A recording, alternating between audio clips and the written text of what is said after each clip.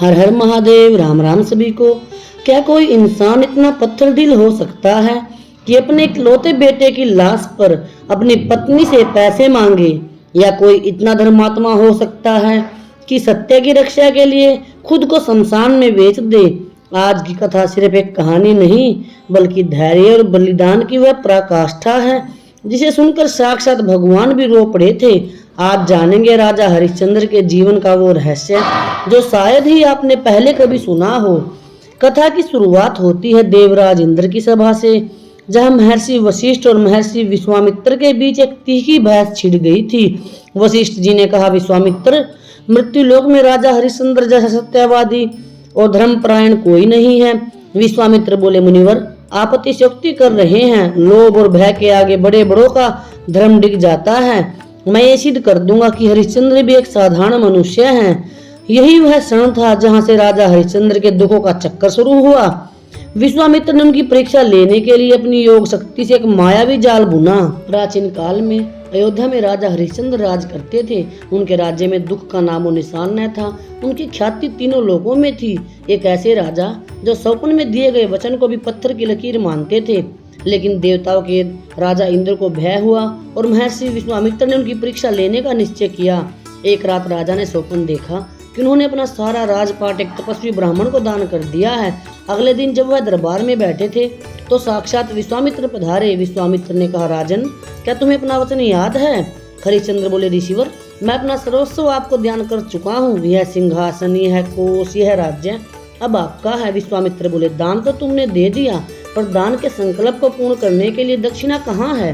राजा ने राजकोष से धन निकालना चाहा, पर विश्वामित्र ने रोक दिया। ठहरो, यह खजाना अब मेरा है। मेरे ही खजाने से मुझे दक्षिणा दोगे? यह तो अधर्म होगा। बिना दक्षिणा के दान अधूरा है। राजा के पास अब कुछ न था। उन्होंने दक्षिणा चुकाने के लिए 1 महीने का समय मांगा और अपनी पत्नी सव्या और पुत्र रोहितासव के साथ काशी चले गए। राजा के पास फूटी कौड़ी नहीं बची थी। दक्षिणा की 1000 स्वर्ण मुद्राएं चुकाने के लिए वे अपनी पत्नी सव्या और अपने पुत्र रोहितासव के साथ काशी पहुंचे। काशी के बाजार में राजा चिल्ला रहे थे, कोई है जो इस सभा के राजा को खरीदेगा? लोग उपहास कर रहे थे। अंत में उन्होंने अपनी भारी मन से अपनी पत्नी और पुत्र को एक बूढ़े ब्राह्मण के हाथों बेच दिया। जब रानी और पुत्र अलग होने लगे तो बालक रोहितासव अपनी माँ का आंचल पकड़कर रोने लगा, माँ, मुझे छोड़कर मत जाओ। राजा के पास आंसू बहाने का भी समय नहीं था, क्योंकि उन्हें अपनी कीमत भी वसूलनी थी। राजा को खुद को बेचने के लिए कोई नहीं मिल रहा था। तभी शनिदेव की प्रेरणा से कालू नाम का एक चांडाल शमशान का स्वामी वहां आया। उसने राजा को खरीदा। सोचिए मित्रों, जो राजा मखमल पर सोता था, आज वह शमशान में मुर्दों की राख और सड़ांध के बीच रहने लगा।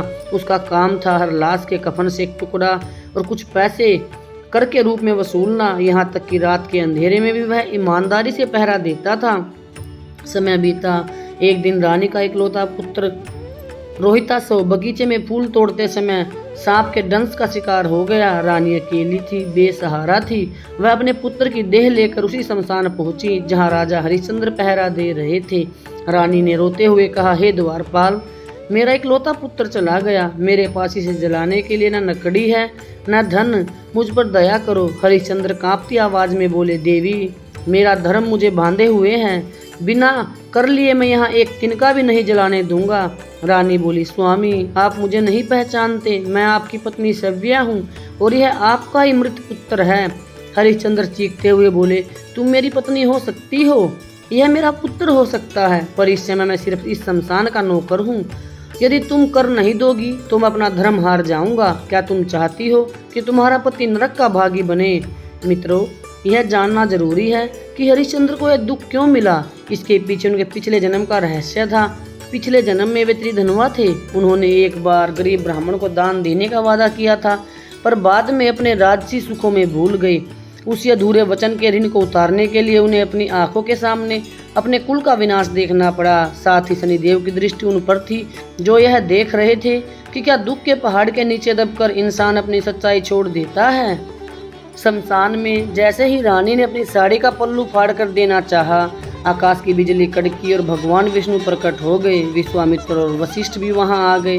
भगवान विष्णु बोले, धन्य हो हरिश्चंद्र, तुमने आज अधर्म को हरा दिया। भगवान ने रोहितासुर के प्राण वापस लौटाए और हरिश्चंद्र का सारा राज्य उन्हें वापस मिल गया। कोई भी इंसान अपने पिछले जन्म के कर्मों से बच नहीं सकता, और जब साक्षात शनिदेव की दृष्टि और दो महान ऋषियों की जिद के बीच एक राजा फंस जाए तो समय राजा को रंक बना देता है। ब्रह्मा, विष्णु और महेश तीनों देवता एक साथ आसमान में प्रकट होकर हरिश्चंद्र से कहने लगे, हे हरिश्चंद्र, तुम्हारे जैसा सत्यवादी राजा न भूतकाल में हुआ है न भविष्य में होगा। तुमने शनि के दंड और विश्वामित्र की परीक्षा दोनों को जीत लिया है। हरिश्चंद्र की यह कथा हमें बताती है कि कर्मों का हिसाब और ग्रहों का प्रभाव तो जीवन में आता है, लेकिन जिनके पास सत्य का कवच है उसे ईश्वर स्वयं बचाने आते हैं। तो यह कथा हमें सिखाती है कि सत्य का रास्ता बहुत कठिन है, लेकिन जो अंत तक टिका रहता है इतिहास में उसी का नाम अमर हो जाता है। अगर आपको राजा हरिश्चंद्र की यह गाथा अच्छी लगी हो तो इसे अपने मित्रों के साथ शेयर करें। कमेंट में जय सत्यनारायण जरूर लिखें, सब्सक्राइब करें। हर हर महादेव। धन्यवाद आप सभी का।